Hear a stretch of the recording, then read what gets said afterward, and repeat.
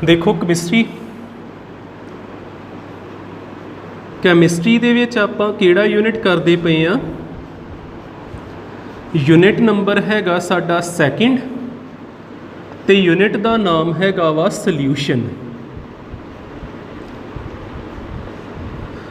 आपां लास्ट की स्टार्ट किया ही concentration terms.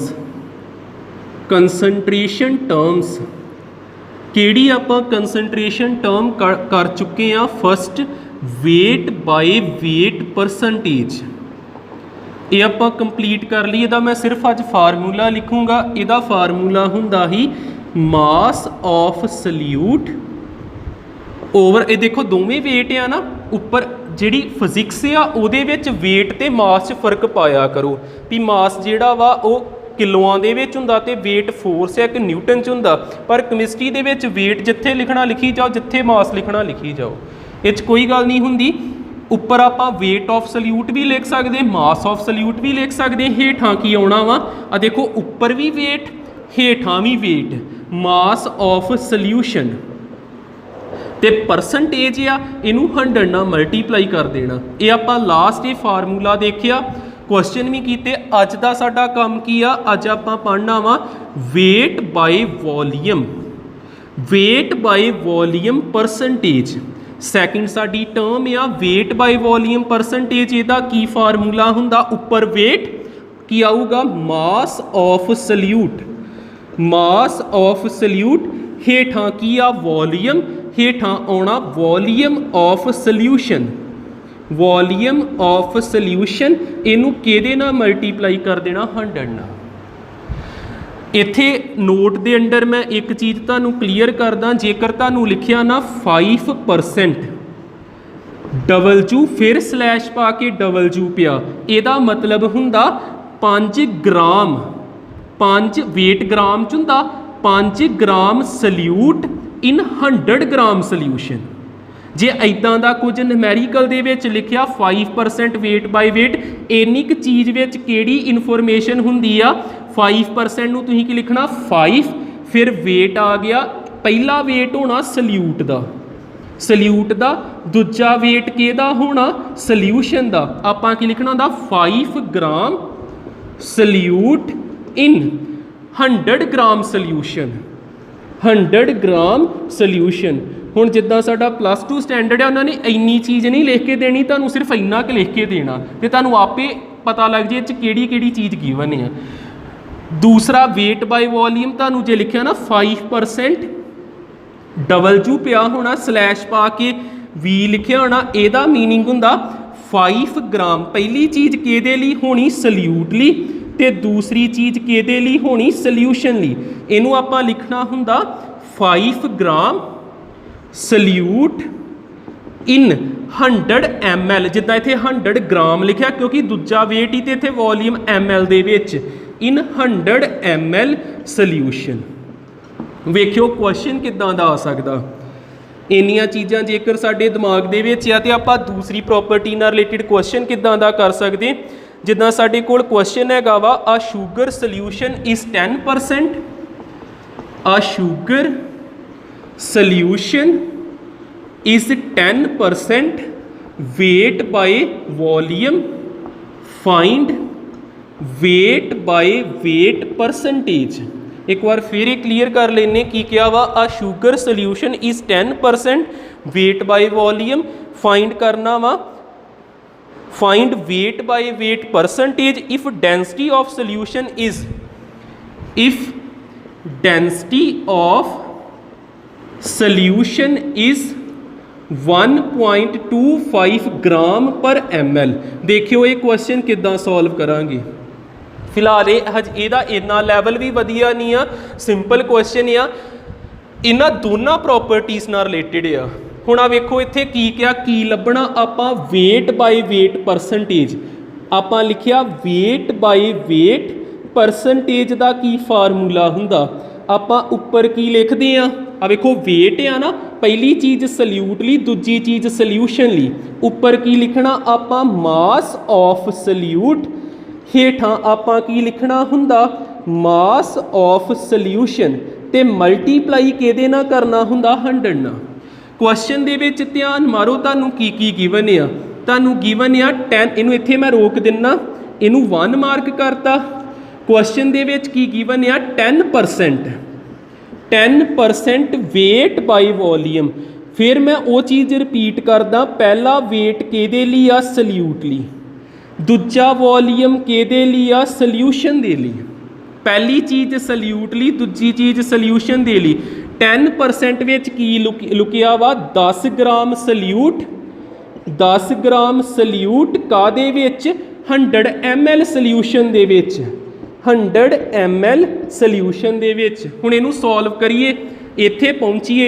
Wait by weight percentage किहदे इक्वल आऊगा मास ऑफ सल्यूट। किन्ना सल्यूट दिता 10 ग्राम, इत्थे 10 ग्राम भर दांगे आपां।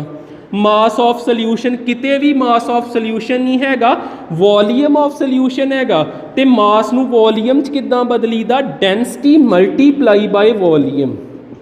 मास की जगह ते की लिख दईदा डेंसिटी मल्टीप्लाई बाय वॉल्यूम। ते मल्टीप्लाई किहदे नाल करना आपां 100 नाल। आ 10 ग्राम, 10 ग्राम उसे तरह डेंसिटी किन्नी डेंसिटी दित्ती आ 1.25 ग्राम पर ml ते वॉल्यूम किन्ना दिता 100 ml। ml दे नाल ml कैंसल, ग्राम दे नाल ग्राम कैंसल, डेसीमल ते 100 कैंसल हो जाना। 10/125 इनू सॉल्व करके परसेंटेज आ गई। ठीक है, इस तरह नूमैरिकल सॉल्व करना जिन्हों कर लियो। की ही 10/125 ये आ जाऊगा 5 2 जा 525 जा 2/25 0 पॉइंट को जा जाना। ठीक है, इन्ना नोट करियो।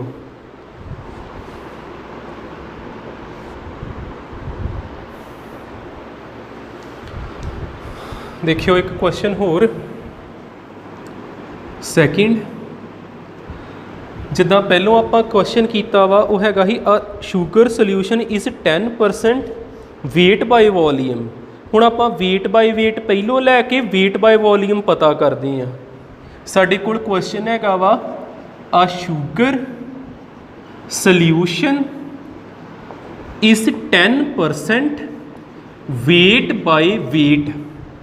Wait by weight find weight by volume percentage, find weight by volume percentage नाल गिवन हैगा जी density of solution. Density of solution is 1.2 gram per ml। एक क्वेश्चन ये करांगे, एक क्वेश्चन होर आप नोट कर लेने। थर्ड क्वेश्चन साडे कोल होऊगा a solution of HNO3 nitric acid जिन्हों बोलते हैं is 5% weight by weight. A solution of HNO3 is 5% weight by weight. 5% weight by weight, find the mass of HNO3 present in, find the mass of HNO3 present in कादे विच present या present in 100 ml of solution, present in 100 ml of solution। एक चीज़ होर given या density, density of solution is equal to 1.4 gram per ml। Density of solution is equal to 1.4 gram per ml। ठीक है, ये दोवें नूमैरिकल हो गए। साडा ये कंसनट्रेशन टर्म खत्म हो जानी, फिर नैक्सट देखांगे। देखियो लभण की आए आपां wait by volume, weight by volume percentage. ਇਹਦਾ फार्मूला पहलों पता होना चाहिए। पहली चीज़ सल्यूट ली, दूजी चीज़ सल्यूशन ली। आपां की लिखना मास, वेट मास ही की तरह ही आपां लिखांगे मास ऑफ सल्यूट, सल्यूट ते हेठां की आऊगा volume of solution, volume of solution ते इनू मल्टीप्लाई करना 100 ना। इधर आ जाइए ਆਪਾਂ ਲੱਭਣਾ ਕੀ ਆ ਮਾਸ। ਮਾਸ पर आपां नूं गिवन की आ वेट बाय वेट, आपां लिखना इदां ही आ। फिर ਇਹਦੇ ਤੋਂ शुरुआत कर लईने वेट बाय वेट परसेंटेज। किदां लिखीदा?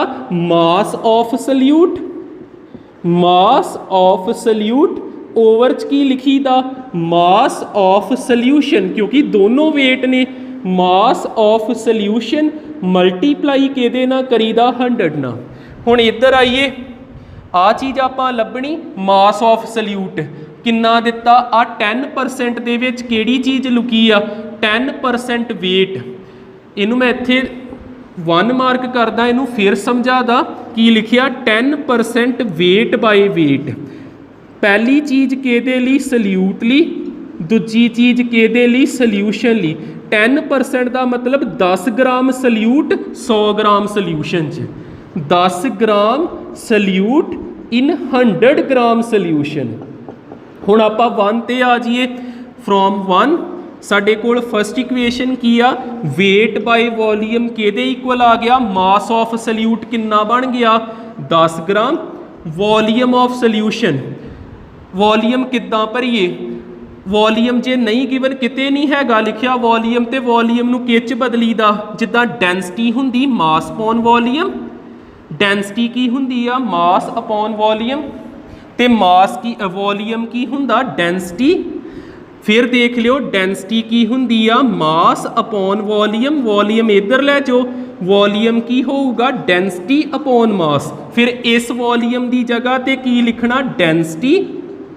Density over mass multiply by 100। आ 10 उस तरह डेंसिटी की जगह ते किन्ना भरांगे? 1.2। मास की जगह ते किन्ना भरांगे? 100। उपर भी की आ? 100। हुण आ 10 ते 100 इकट्ठे लिखे, ते आ जिहड़ा 100 ये भी उपर चल गया, ते हेठां किन्ना रह गया? 1.2।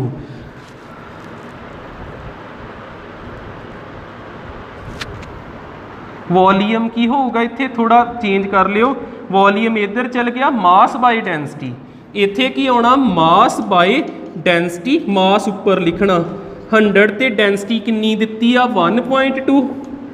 कैंसल करिए, 100 ना 100 कैंसल हो गया। 1.2 नूं उपर लै जाना, ते आ पॉइंट ते 10 कट्टे गए, 12 आंसर आ गया। ठीक है, ਇਹਦਾ वेट बाय वॉल्यूम परसेंटेज किन्ना वा? 12%। आ भी एक बार क्लीयर कर लो पूरा। मास, मास ऑफ सल्यूट आपां पता करना। आ वेखो उन्होंने क्या मास लभना, इनू इदां रहन ता।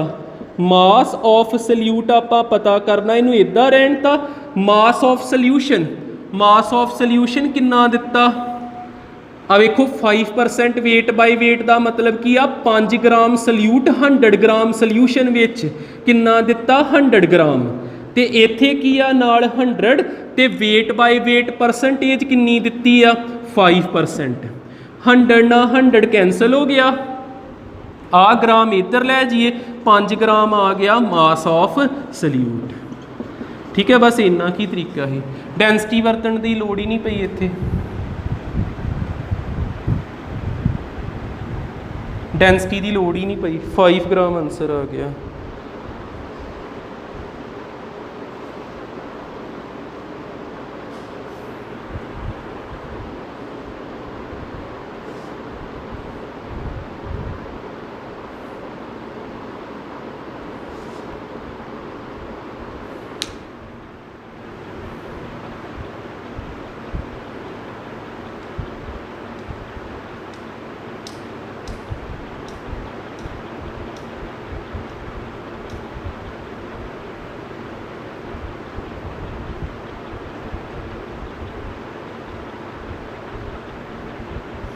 एक सेकंड इत्थे करैक्ट करियो, रुको। उन्होंने क्या वा? मास पता करो 100 ml विच, ना कि 100 ग्राम दे विच। 100 ml क्या, फिर इत्थे मास बदलांगे। मास की जगह ते की लिखांगे? Density into volume. ठीक है, उन्होंने 100 ग्राम च नहीं किया, उन्होंने क्या 100 ml विच। आ चीज़ भी नोट करनी आ 100 उस तरह। इत्थे देखियो हुण 5 उस तरह। मास आपां लभना, हेठां डेंसिटी किन्नी भरीए? 1.4। वॉल्यूम कितना भरीए 100 उपर उस तरह कैंसल हो गए 1.4 नूं इधर लैन दा मास एक ग्राम दे विच आऊगा 15 4 जा कितना हुंदा 5 4 जा 20 5 1 जा 5 7.0 ग्राम 7 ग्राम आना 5 ग्राम नहीं आना इनू करैक्ट कर लियो।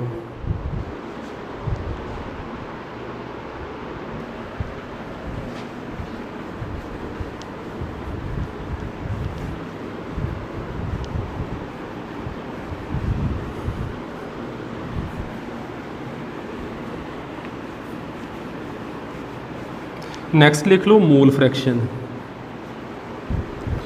मोल फ्रैक्शन इंपॉर्टेंट होंदा पार्ट।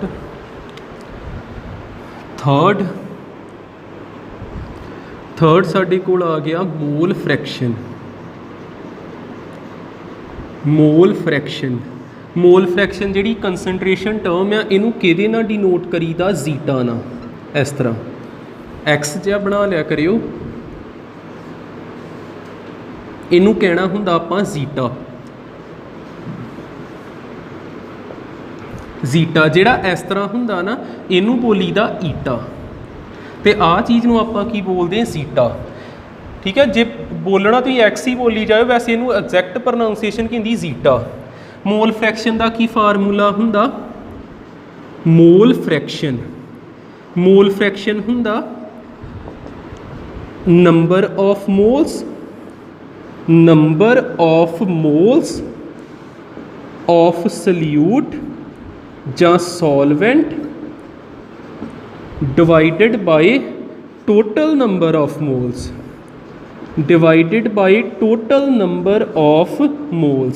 जिद्दां साडे कोल एक सल्यूशन आ ते सल्यूशन किन्ने जाणिया बनाया 2 जाणिया ने ए ते बी ने ए होगा सॉल्वेंट बी की होना वा सल्यूट बी सिंबल सल्यूट नूं देना ते दोनों ने रला के की बना लिया सल्यूशन। जे मैं तुहानूं क्वेश्चन च कहना वा भी सॉल्वेंट दी मोल फ्रैक्शन पता करो पता करो तुसीं की करना इहदे पैर च की पा देना ए जीटा ए मोल फ्रैक्शन किहदी सॉल्वेंट दी। इहनूं किद्दां लिखना नंबर ऑफ मोल्स कल्ले solvent they number of moles of solvent ते ओवर की लिख देना total number of moles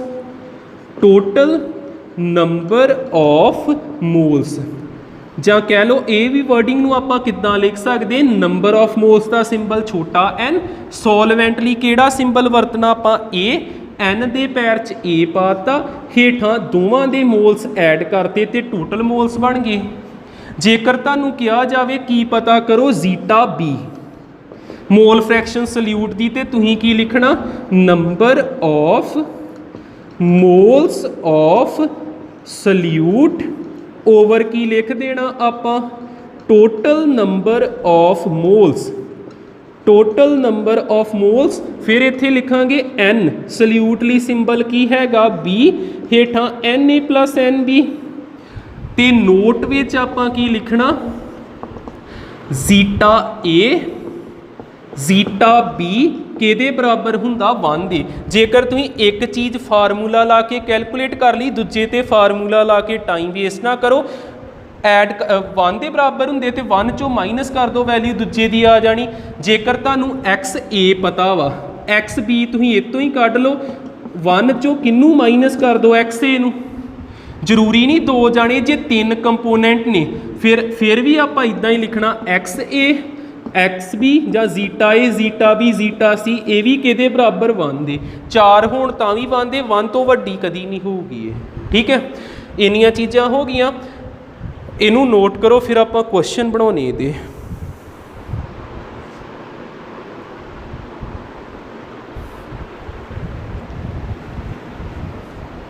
question देखियो जिस तरह फर्स्ट क्वेश्चन सिंपल लेने जे मैं इत्थे कहां 40 ग्राम NaOH कादे विच पाया 54 ग्राम वाटर दे विच ते पता करो मोल फ्रैक्शन NaOH दी ते मोल फ्रैक्शन वाटर दी ये दोनों नूं आपां कैलकुलेट करना। पहला सब तो सिंपल क्वेश्चन ही आ, आहो फार्मूला लगना मोल फ्रैक्शन का।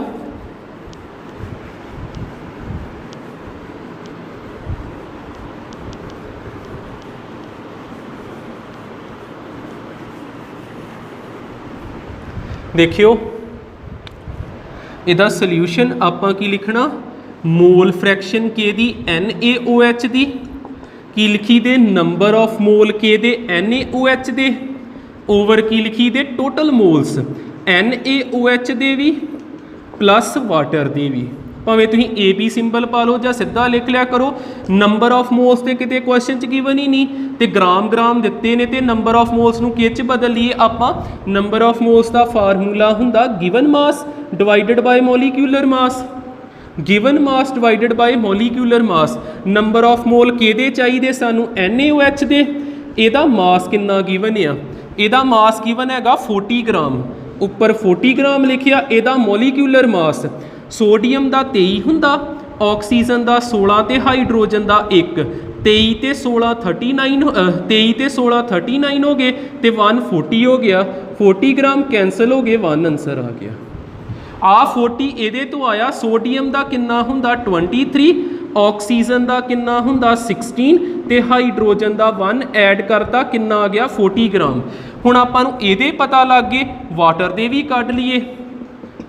वाटर दे मोल की होणगे WM, W कितना दिता वाटर का गिवन मास 54 ग्राम, तो मॉलिक्यूलर मास कितना दिता 18 ही ग्राम हुंदा ना। हाइड्रोजन का 2 ग्राम हो गया, एक का 1 ग्राम, 2 जाणियां का 2 ग्राम, ऑक्सीजन का 16 ग्राम, कितना आ गया 18 ग्राम।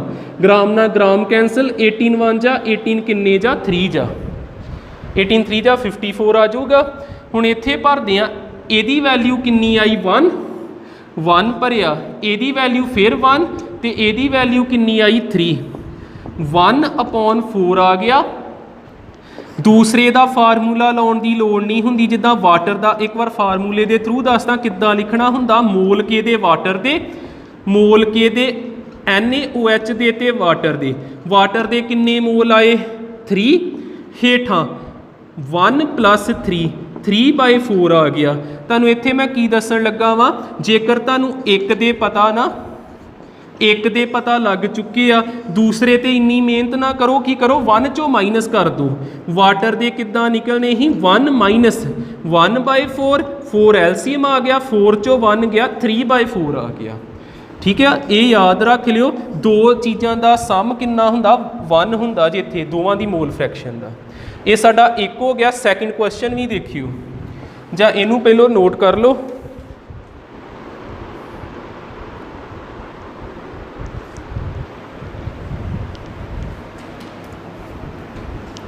एक क्वेश्चन होर देखियो, की है साडा question, a solution has 46% weight by weight। Second question देखियो, a solution has 46% weight by weight ethyl alcohol, ethyl alcohol in water, find mole fraction of ethyl alcohol, find mole fraction of ethyl alcohol।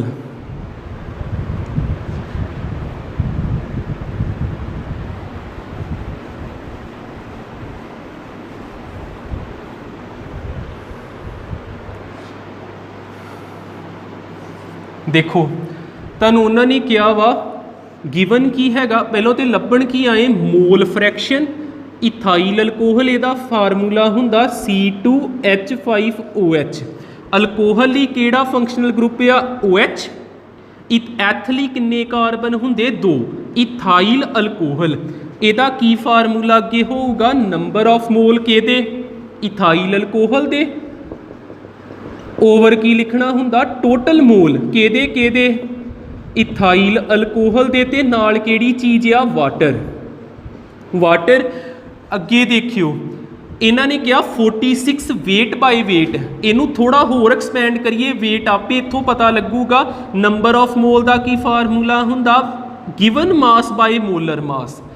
ਇਹ ਕਿਹਦਾ, ਇਥਾਈਲ alcohol ਦਾ। ਹੇਠਾਂ ਇੱਥੇ ਵੀ given ਮਾਸ ਬਾਈ molar ਮਾਸ ਤੇ ਇੱਥੇ water ਲਈ ਵੀ given ਮਾਸ ਬਾਈ molar ਮਾਸ। ਸਾਨੂੰ molar ਮਾਸ ਤੇ ਪਹਿਲੋਂ ਪਤਾ ਹੋਣਾ ਚਾਹੀਦਾ ਕਿੰਨਾ, ਕਿਹਦਾ ਪਹਿਲੋਂ C2H5OH ਦਾ। ਇੱਕ ਕਾਰਬਨ ਦਾ ਹੁੰਦਾ 12 ਤੇ ਦੋਵਾਂ ਦਾ 24 ਹੋ ਗਿਆ। ਹਾਈਡਰੋਜਨ ਦਾ ਇੱਕ ਤੇ 6 ਜਾਣੀ 6 ਹੋ ਗਿਆ। ਆਕਸੀਜਨ ਦਾ 16 ਹੋ ਗਿਆ। ਇਹ ਆ ਗਿਆ 30 + 16 46 ਗ੍ਰਾਮ। ਸਾਨੂੰ M ਪਤਾ ਲੱਗ ਗਿਆ 46 ਗ੍ਰਾਮ ਤੇ ਕਿਹਾ ਸੀ ਨਾ 46%। ਫਿਰ ਇਹ ਵੀ ਕਿੰਨਾ ਦਿੱਤਾ, ਦੇਖੋ ਆ M ਇਹਦਾ ਮੋਲਰ ਮਾਸ ਜੇ ਤੇ ਇਹਦਾ ਗਿਵਨ ਮਾਸ ਕਿੰਨਾ ਦਿੱਤਾ 46 ਗ੍ਰਾਮ। ਇੱਥੇ ਇੱਕ ਟੇਬਲ ਦੇ ਥਰੂ ਵੀ ਦੱਸ ਦਿੰਨਾ, ਜਿੱਦਾਂ ਸਾਡੇ ਕੋਲ ਹੈਗਾ ਇਥਾਈਲ ਅਲਕੋਹਲ C2H5OH ਤੇ ਉਹਨੂੰ ਕਿਹਦੇ ਵਿੱਚ ਪਾਇਆ, ਵਾਟਰ ਦੇ ਵਿੱਚ। ਤੇ ਵਾਟਰ ਟੋਟਲ ਜਿਹੜਾ ਸੋਲਿਊਸ਼ਨ ਬਣਿਆ ਉਹ ਕਿੰਨੇ ਗ੍ਰਾਮ ਦਾ, 100 ਗ੍ਰਾਮ ਦਾ। weight ਬਾਈ weight ਮੈਂ ਤੁਹਾਨੂੰ ਕਿੰਨੀ ਵਾਰ ਦੱਸਦਾ, ਦੂਜਾ weight ਹੁੰਦਾ ਵਾ 100 ਗ੍ਰਾਮ ਆਫ ਸੋਲਿਊਸ਼ਨ ਦਾ। 100 ਗ੍ਰਾਮ ਦਾ ਉਹਦੇ ਵਿੱਚ 46 ਗ੍ਰਾਮ ਹੈਗਾ ਇਥਾਈਲ ਅਲਕੋਹਲ ਤੇ ਫਿਰ ਵਾਟਰ ਬਚਿਆ ਕਿੰਨਾ, 54 ਗ੍ਰਾਮ ਹੀ ਹੋਊਗਾ। ਟੋਟਲ 100 ਗ੍ਰਾਮ ਆ ਨਾ। ਇੱਕ ਚੀਜ਼ ਦਿੱਤੀ, ਦੂਜੀ ਆਪਣੇ ਆਈਡੀਏ ਨਾਲ ਲਿਖ ਲਿਓ। ਹੁਣ ਆ ਵੇਖਿਓ ਹੇਠਾਂ W/M ਫਿਰ ਇਹਦਾ 46 ਗ੍ਰਾਮ ਬਾਈ 46 ਗ੍ਰਾਮ ਪਲੱਸ W ਕਿਹਦਾ, ਵਾਟਰ ਦਾ। ਤੇ ਵਾਟਰ ਕਿੰਨੇ ਗ੍ਰਾਮ ਦਿੱਤਾ, 54 ਗ੍ਰਾਮ। ਤੇ ਵਾਟਰ ਦਾ ਮੋਲਰ ਮਾਸ ਕਿੰਨਾ ਹੁੰਦਾ, ਲਾਸਟ ਕੁਐਸਚਨ 'ਚ ਕੀਤਾ 18 ਗ੍ਰਾਮ। ਕੈਂਸਲ 1 ਆ ਗਿਆ, ਕੈਂਸਲ 1 ਆ ਗਿਆ, 18 1 ਜਾਂ 18 3 ਜਾਂ ਇਹ ਆ ਗਿਆ 1/4। ਇਹ ਕਿਹਦੀ ਮੋਲ ਫ੍ਰੈਕਸ਼ਨ ਆ ਗਈ, ਇਥਾਈਲ ਅਲਕੋਹਲ ਦੀ। ਵਾਟਰ ਦੀ ਨਹੀਂ ਕਹੀ, ਜੇ ਵਾਟਰ ਦੀ ਕਹੀ ਉਹ 3/4 ਆ ਜਾਣੀ ਸੀ। ਫਿਰ ਵੇਖ ਲਿਓ 46 weight ਬਾਈ weight ਦਾ ਮਤਲਬ ਕਿ 46 ਗ੍ਰਾਮ ਇਥਾਈਲ ਅਲਕੋਹਲ ਇਨ 100 ਗ੍ਰਾਮ ਸੋਲਿਊਸ਼ਨ। ਤੇ ਜੇ ਉਹ 46 ਗ੍ਰਾਮ ਹੈ ਤੇ ਸੋਲਿਊਸ਼ਨ 'ਚ 2 ਜਾਣੇ ਹੀ, ਦੂਜਾ 53 ਗ੍ਰਾਮ ਹੋਊਗਾ। ਠੀਕ ਹੈ, ਕਰ ਲਓ ਨੋਟ। ਅੱਜ ਲਈ ਇੰਨਾ ਹੀ ਕਰਾਂਗੇ।